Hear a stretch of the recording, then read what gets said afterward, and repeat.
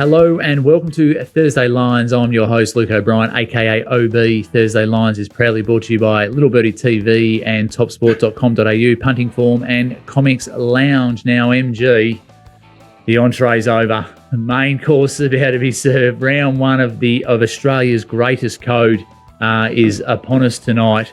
We'll get to top rope in the last 30 seconds of this show. But it's good. We're here. Round one. How are you feeling, mate? Yeah, good. The pre-season's all done. Come through it well. No injuries and ready to go. Yeah, it's a real feast. The first two nights. The scheduling. They've hidden the poorer games well. The AFL. Kudos to them. They've Top Rope will be happy. They've really hidden the. Did they hide all night? No, I knew you were going to. I teed that one up for you early. But, nice half volley outside off that one. Yeah, these are kind of crowd numbers you're not familiar with, Top Rope, but I think they're expecting about 90,000 to tonight's Thursday night opener. And that's not for the whole round. That's for one game. And they'll get about 75 to 80 for Friday night, just to loosen up the weekend's activities. But yeah, Top Rope, that's a combined for the NRL. Well, that's congratulations to the AFL for that, but you would have read the story throughout the week that combined television and attendance figures, the AFL is significantly behind the NRL as the NRL looks to expand to 20 teams and just solidifies domination of the Australian sporting code. As we welcome Top Rope,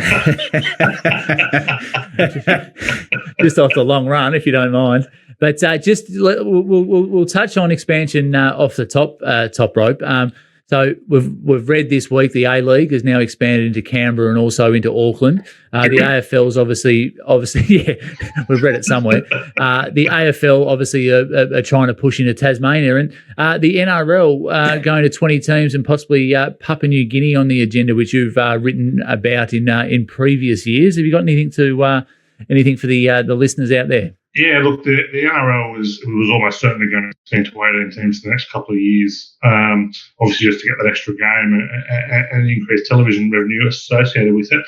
The kind of thinking generally was that Perth would be that franchise, but look, it certainly looks like Papua New Guinea are going to get the team, and for reasons of national security of all things, Papua New Guinea, the only country in the world where rugby league is the national sport.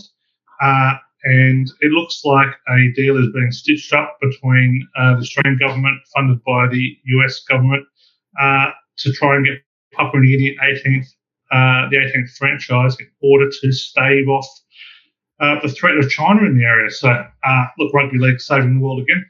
So is that Marcus Bai on the front line, is it? You know what? Rugby league's protecting all these AFL states, so I'll be very careful about what gets said about the great and glorious game. Hate to just open the path and straight down to Melbourne. But, with Marcus Bai, Justin Olam, it's a solid front line. And if they did expand, how many Papua New Guinean players are in the NRL? Will they be able to field a competitive team early on? Yeah, you'd think so. The issue isn't going to be around on-field talent. There's, I think, probably, Alex Johnston, John, but whether those players would go there is the other question. They've fielded a pretty competitive team in the Queensland Cup for a few years. The issue is going to be with a PNG team is not whether they'll get the pipeline of talent through. There's plenty of players, and with the right, kind of coaching and steps in place, that I'll certainly be able to kind of, you've got to get 20 players in the NRL, no dramas at all. The issue is going to be where the side is based. Is it going to be based in Port Moresby, or is it going to be based in say, a northern Queensland city like Cairns? Because there is going to be a reluctance of Australian-born players to go and move to Port Moresby, and that's just a simple reality of it. It's a significantly more dangerous city than any Australian city. So whether they're going to be able to attract other players is the issue. Whether they're going to be able to attract Papua New Guinean players like. I could see Justin Olam returning there. I couldn't see Alex Johnston leaving South Sydney. And then the kind of commercial sponsorships and that go around it, that kind of are the backbone of any club. So there are a few issues to sort through, but it does look like it's probably on the verge of happening. Well, as we look to the round two scores from last week, and I'll tell you what, my Dolphins, I'm on board. I am all in. They are flying. But Top Rope, any great surprises from last week? No, it was a good round. The Sharks were minor upset over the Eels there. Dolphins minor upset against the Raiders, but they were back off the map. Probably the big shock there was the Bulldogs winning 26-12 over the Storm, dropped to a 26-0 lead, dawn of a new era there. And the Dragons and Knights marginal outsiders as well, but and Dragons particularly big drifters as well. So good round though for subscribers of the GGOA and a bit of a filler. And I'll tell you what, if you're not subscribing to the GGOA, you are not a serious punter.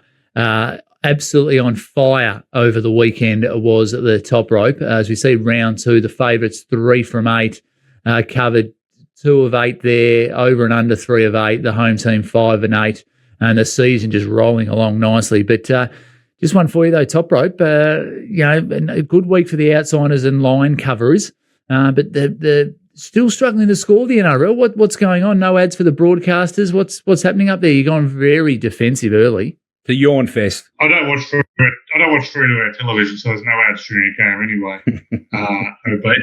But rugby league is a game built on defence, so it's good to see it back. It was a bit of a joke, those 40 to 30 score lines, and we saw a 30-26 game on Friday night, and it wasn't nearly as good as the 16-10 game the night before. So, as an unders puncher, I'm very happy with where the scoring's at. So, the bad teams are struggling to score because they're rubbish, but you look at the game like Penrith and South Sydney, and they were 2 good teams, 2 very good defences there. So I think scoring is about where it should be. We saw some games in the 30s, some games in the 40s. That's where you like to see. As we whip around the globe, the golf, the 5th major, the players at TPC Sawgrass in Florida saw world number 1 Scotty Scheffler win again. That's 6 wins from his past 30 tournaments. John Rahm withdrew, McIlroy missed the cut, and Scotty absolutely crushed them in the final round to win by 5. How was that from a punting position for you two lads? Bloody annoying is what it was, because I backed him the week before, and he might have won 6 of his last 32. I must have backed him 20 of the 26 he didn't win. I'm getting real annoyed at Scotty Scheffler. He's become that absolute narc. What an absolute bludger of a final round it was as well. Just no contest. He just ran all over. But well done. He's obviously a star, so jokes aside, he's a magnificent player, but very, very boring last round of the plays. The only fascination for the last round was the 17th hole. That caused a bit of carnage. I think in the third round, 2 balls went into the drink, and 13 went into the drink on the final round, including a couple of Australian balls as well, which didn't help Cam Davis or Minwoo Lee. So it was good to watch. It made everyone who plays the game of golf feel, that we're all human. Feel normal. That's so right. The amount of golf balls that were going in that, the back off the edge there was amazing. So, tough. Not. There was a hole in one, wasn't there? There was 2, I think. There was 2 for the. One. Yeah, 2, one in the first round and 1 in the final round. Yeah. So 2 for the tournament. Cricket, 4th test drawn over in India. Now sees the one dayers commence over there. India and Australia will play off the Test Championship in England. That's coming up in approximately 80 days' time. So that'll be a fascinating at the Oval. That one. So it'll be fascinating. Boxing. Tim Zhu defeated Tony Harris and TKO in the 9th round. Now fights Charlo. Yeah. So there'll be a good bout there. Anything doing in the betting markets for you, MG?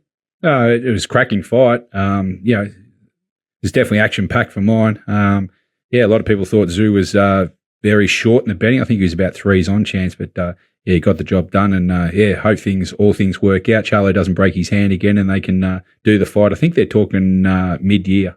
So it'd be one hell of a fight. Beautiful. Sydney Kings last night were winners over the New Zealand Breakers 3-2 in the best of 5 series there. Standard was a bit lacking, very, very aggressive. I think both teams combined for 10 from 43 outside the arc. So it wasn't one for the name a game subscribers. But baseball overnight, the Australians made the quarterfinals, losing to Cuba in a classic 4-3 over there. So that was they did very well to make the quarterfinals, the Australians. And athletics, a bit of news. Zoe Hobbs created history in Sydney with a new record of 10.97, Australian record for the 100 metres. So she was flying. Yeah, she was like a cannon. Yeah, Top Rope made me watch that last half of the NBL game. Just horrendous. Like, seriously. Was horrific. It was to have like some of the talent, the way the Sydney play. New Zealand Breakers are the most boring team in the entire world of any league in basketball ever. But it was just the shooting was so bad, and it wasn't like it was a defensive powerhouse game. The referees were calling ticky-tacky fouls on absolutely everything. They missed a blatant goaltend. The standard from the officiating to the coaching to the playing was horrific. And the Sydney Kings coach, geez, he's very happy with himself. He's got the locks and he's on very good terms with himself. The commentators got paid well for making the game sound much more exciting than it was. But they got huge crowds, and kudos to them. The finals record there, so they got it to a 5-game series. How good is Andrew Gaze as a commentator? He has got to be one of my favourite commentators in any sport in Australia. Just says it how it is, old Gazy. A good man from Elsternwick in Victoria's southeast as well. So good on you, Andrew, if you're listening to the podcast. But now all those sports are out of the way. It's time for Thursday Lions, brought to you by topsport.com.au, family owned and operated for 35 years. Bet with a bookie you can trust. Bet with topsport.com.au. As we start with the NRL Premiership prices. Top rope, any movement there, mate? We're seeing Storm have been big drifters. I think the season out to $8.50, but they're big on the drift at the moment. We are seeing the Broncos have been the big firmers after 2 weeks. They've dominated a bit. The Panthers smashed their rivals, the Cowboys, into $10 if favourite. So Panthers drifting a touch, Roosters drifting a touch, Bunnies tightening up a little bit, but reasonably steady only two rounds.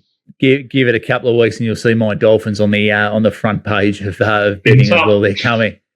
Wayne Bennett, old Master Wayne. We did touch on it earlier, but Top Rope's round 2 tips package absolutely on fire. 7 of 8. Unit bet 17.5. The results plus 12.98. POT plus 74.17%. And if you have a look at the season stats, 11-4. Unit bets 28, results plus 14.64, and the POT plus 52.29. If you haven't subscribed now, you are not a serious punter, and Top Rope absolutely on fire. I'll be honest. If you missed the boat last week, don't subscribe this week. You've missed the boat. don't want to death ride you, but you have missed one of the great all-time fill-ups you will ever have. We lost the first one by a point and a half. And then didn't lose another bet after that. So, early season is where I usually make my bones. I've got some very, very solid angles, some 15 years of data there that really hold up. And we'll kind of be continuing that over the next next 2 weeks in particular, and kind of before round 8, we're going to make most of our cash then. So, jump on now. Seriously, jump on now. We've got some confident players this week, including our best bet of the week. That is a very, very confident bet. So as we look to the first match of our NRL action for round 3, sees the Sea Eagles $1.65 against the Eels $2.25. The line minus 3.5, over under 42.5. The Eels have been very slow to start after their grand final appearance last year. Top Rope, can you see them turning it around in this match? Yeah, not really. The particularly concerning for them has been the coaching and the kind of use of the bench. They left a prop on the bench last week. I can't think of the last time that it happened. Brett Arthur just signed an extension to become the longest ever serving Eels coach. But no, I can't have the Eels this week. Don't have a huge view on the game itself on the side. And they covered 4 or 5. They covered 6 of 8 at Brookie. Probably lean towards the Sea Eagles, but very, very good bet in this game. The over, it's already heading north. It's 41.5 after 43.5. I would be stunned if this didn't start 44 or higher. The over, 11-3, Manly at 9 at Brookie, at 65% when they're a favourite. The over, 69% when the Eels are off conceding, 30+. They do not hold form. They do not bounce back defensively quickly. So expecting plenty of points. Weather's good. Love the over in this one. Hopefully the FPOS machines are working at Brookvale. They weren't in round 1. It was free 4 Pines lager up at 4 Pines Park on the hill. Yeah. So I'm sure there'll be a few punters hoping the FPOS machine doesn't work again. As we have a look at the AFL Premiership prices before round 1 kicks off tonight, the Cats very solid at $5.50. A lot of people loving the Demons at $5.50 as well.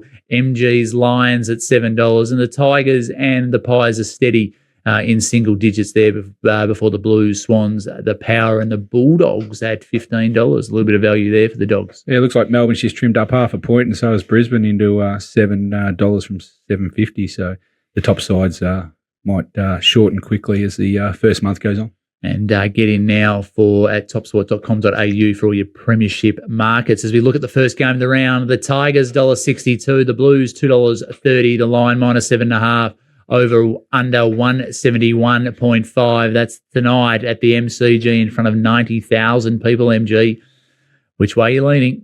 Yeah, it's going to be a cracking start. This game always starts off the fixture. Well, Carlton got the job done last year, broke the streak, but overall Richmond have won 12 out of the last 13 still, and they did come from behind to beat them. I think Richmond led by 20 points in the last quarter last year, so it is a domination from Richmond still. I think that'll continue if I was going to play. I think the market's right. There was -4, -5 around. Now it's kind of kicked up to -7, which I think is probably where it should be. So. No great lean. I'm going to go with Richmond. The total's also creeping up as well. 9 of the last 10 Richmond games have gone over, actually, so pointing towards a few points. Both, as you said, very good forward lines. They've got basically twin towers, or throw Rewald in as one of the second twin towers. But, yeah, the midfield should get plenty of supply into the 4 big forwards there, so there should be some scoring in perfect weather down here as well, in front of a big crowd, so it should be an entertaining game. On the total, yeah, I think there might be points that is starting to creep up, but yeah, something in the 170 seems pretty high for game one. So I'm going to keep the powder dry, but yeah, looking forward to it for sure. Beautiful. And one of the favourite NRL games of the year is on Friday night. It's the Roosters and the Rabbits at Allianz Stadium, the local derby. The Roosters $2.20, the Rabbits $1.67, the line 2.5, over under 39.5. Lots been a lot of media around the Roosters this week with Sawali and Tedeschi maybe not getting along. Which way are you looking? Which takes your fancy here, Toprope? Well, the best bet in the game, unfortunately, we can't have a bet on. Will there be a sin bin? The answer is yes. Last time these two teams met, that's fierce final all time. 7 sin bins. Wow, it was a hell of a game. Look, don't have a huge zone here. I kind of suspect that the Roosters will play themselves a little bit back into form, but South have kind of dominated this matchup recently. Won 5 of 6, covered all those 5 on 30-14 last year. Probably more stability. Only thing concerning me is home dogs off a win in round 1 to 4, cover 60%. Road favourites off scoring 10 or fewer, cover 41%. Yeah, a bit like MG in the last game. Keeping the powder dry on this one. Could be a great game, but not a big betting game. Probably leaning towards the bunnies, but no further view. As we look to the Friday night blockbuster, the Cats $1.50, the Pies $2.50, the line -11.5, over under 165.5. This looks an absolute beauty at the MCG. Just not as big a crowd, but still 70,000, 70,000+ tipped. All public seating has been exhausted. Okay. So big crowd there. Everyone's going to be following Joel Selwood as he walks from Fed Square, and should be a beauty on Friday night. Yeah, this one will be a cracker. It's a rematch of the qualifying final, if you remember last year, where it's probably one of the better games, if not the best game of the year. Geelong won by 6 points, 78-72 there. So they extend their winning streak now over to Collingwood to 4 games, and obviously on the back end of last year, going through to win the grand final. Geelong currently have a 16-game winning streak, so it's a powerful performance. They'll both be ready to go.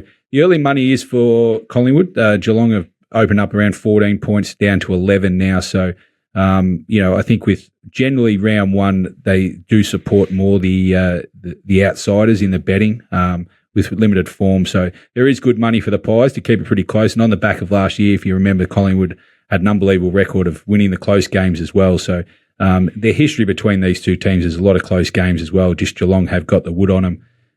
Just a note for grand final winning teams, they've won 5 out of the last 6 after winning a grand final in round 1. So that goes well for Geelong. I think I'm going to leave the side alone. If I was going to have a pick, I'd probably go for still Collingwood. I think they represent the value in this game. But the total play on the under, even though the market's creeping up, you can probably wait until Friday. It's open 164 up to 65. I think it's about a goal high here. 11 of the last 12 games between the two at the G have gone under. So strong push here for the under 165.5. I'd definitely wait till teams come out to see which way you'd lean this one. I think there might be a few big outs. Yeah, just note Jeremy Cameron's obviously finger on the pulse there with his partner due to have a baby. So, yeah, that could be a big And if no, Tom Hawkins as well sort of opens them up opens up at the scoring end. As we look at the Titans and the Storm, a Saturday afternoon clash there. The Titans $2.60, the Storm $1.50, the line 6 points even, over under 42.5. The Storm were disappointing last week against the Bulldogs, but firm favourites here. Top rope. Best bet of the week, Titans. Logged on at 4.5, 50 to 6.5. To touch back into 6, they are a tremendous bet. I'm backing to win straight out as well.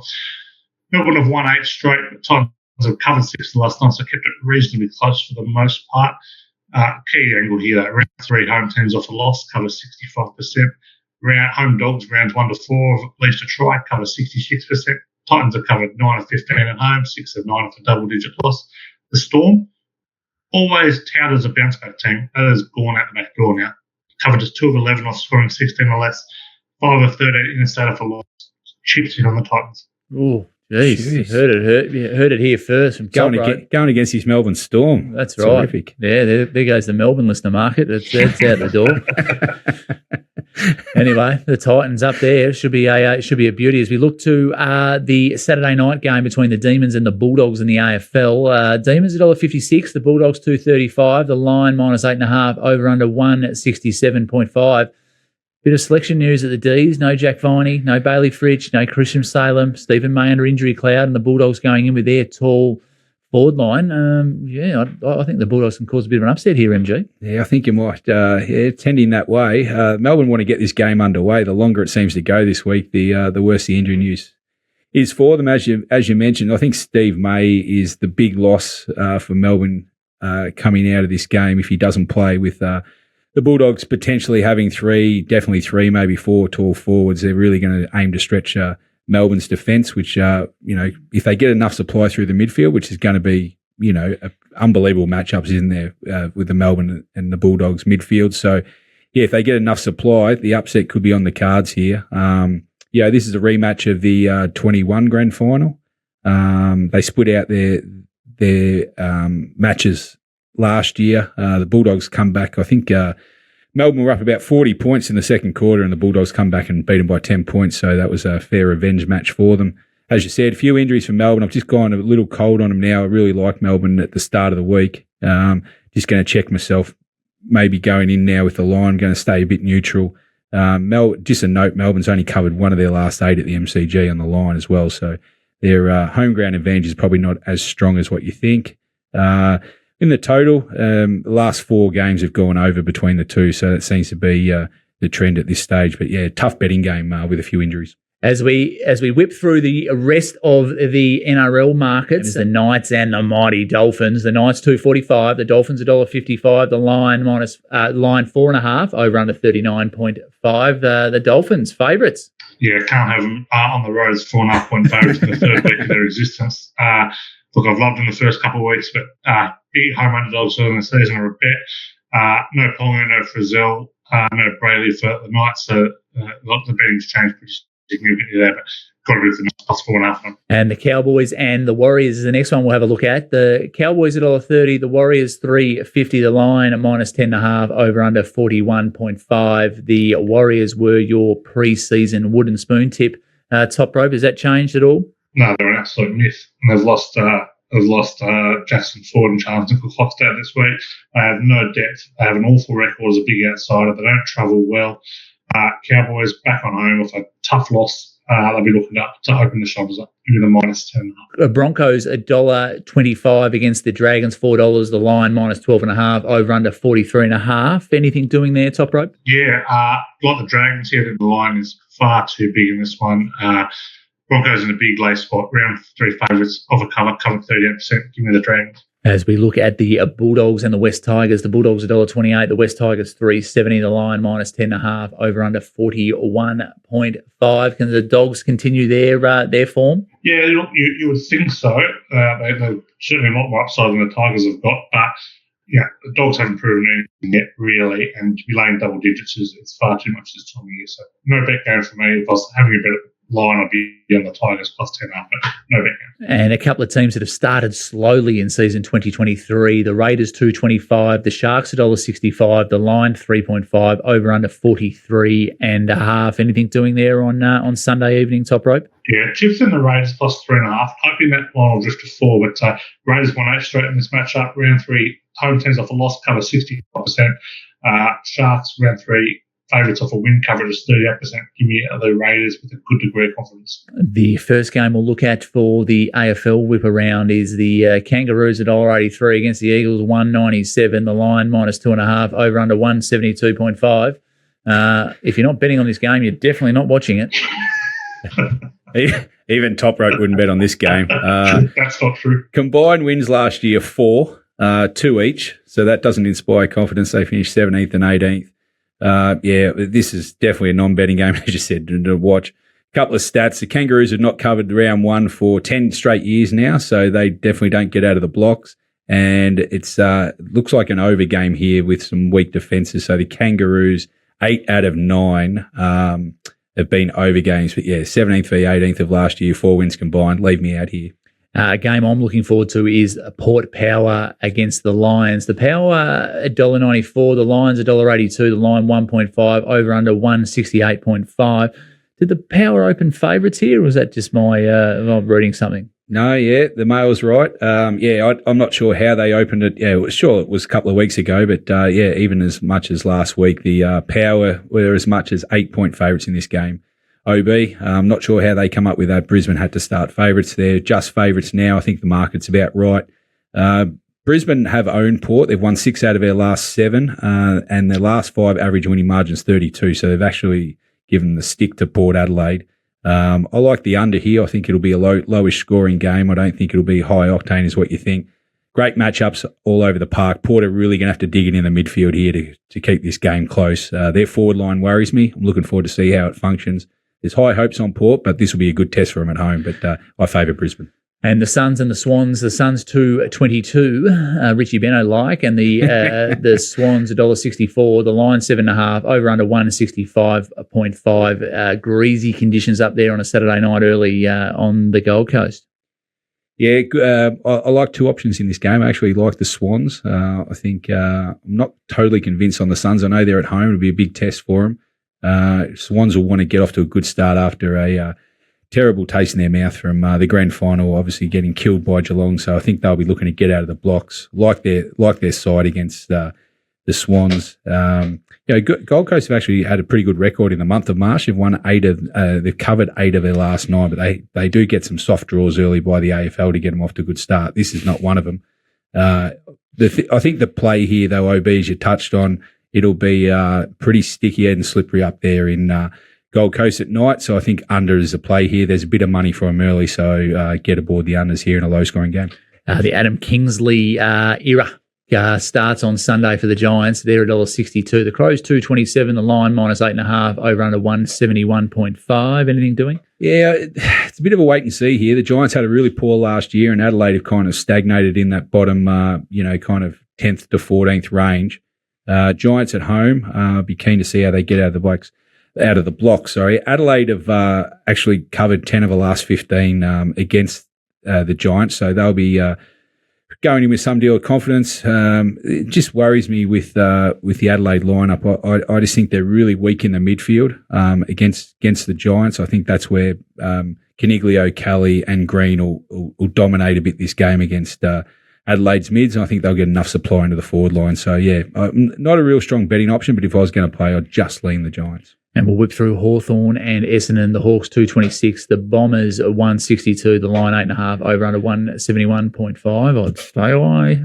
Yeah, the AFL have done well hiding this game mid Sunday. It's a Channel 7 game. What's that? It's a Channel 7 game. Yeah, 13th and 15th last year doesn't inspire a lot of confidence. Essendon got a raft of injuries at the moment. Hawthorn's obviously missing their full forward in Lewis. Probably the key stat here, they're both ordinary coverers last year, but Essendon now 0 out of 8 for covering the line in March. So they certainly have not got out of the blocks in the last 4 years. So I think the value lies with Hawthorn here. and they're expecting points with the market. So, yeah, I'm going to go Hawthorn stay out of the total. And the final game that you wanted to touch on, there's been a bit of money for the Dockers. The Saints 265, the Dockers $1.48, the line 12.5, over under 156.5. You like this one? Yeah, probably the weekend will depend on this one. Again, St Kilda came out slight favourites in very early betting in this one. I'm not sure how. I know they've had some injuries since, but Fremantle, they finished fifth on the ladder last year, and I think that goes a bit unnoticed when people were starting to talk about who can win the premiership and stuff like that. I think Fremantle are a reasonably rated side. I think they'll look to get off to good starts. And Kilda's forward line, I'm not sure where the scoring is going to come from. They've got a no-name forward line. Fremantle should dominate the midfield. I think their only steel's going to provide any resistance in there. I'm really keen that the boogies have been smashed here. This is the biggest go of the week. Fremantle are now up to a line of 12-13. The value's probably gone out of it, but I think the play also doubling up here is on the total under. They open up 161, 162. Far too big for these two games. I know it's at Marvel, but the only way St Kilda can stay competitive this game is old Rossi Lyon gets it out and puts plenty of men back and makes it ugly. And I think Fremantle will be quite happy just to win the game and get out of there. So pretty keen Fremantle and the unders. Beautiful. Thanks, MG. The AFL Stings are available for $25 a week in the littlebirdie.live shop or yearly for $4.99 as well. For your AFL betting action, the season guide is available, $66. That's been released. It was released last week, so jump in there as well. So thank you, MG. Enjoy round one. It's good to have the Australia's greatest code back with us. None of this riff-raff NBL, baseball that we have to try and fill the TV with. And to you, Top Rope, just a reminder that the GGOA is available for $33 a week in the littlebirdie.live shop for your NRL betting action. Options in the shop, see Futures Punters Season Guide for $66 or the season package for $7.75. It's been on fire already to start the season. So Top Rope, good luck for this week. Good luck to me, good luck to us, good luck to our nation's security, rugby league, protecting the country. And that's a wrap for this Thursday's Lines. Thanks to MG and Top Rope. Follow us on YouTube. You can find us in the Apple Store, on Spotify, on SoundCloud, or wherever you listen to all good podcasts. You can follow Little Birdie TV on Twitter and Instagram. Remember, all your footy betting action can be found at topsport.com.au. Join us next week and punt well, punt responsibly, and have a great weekend, punters.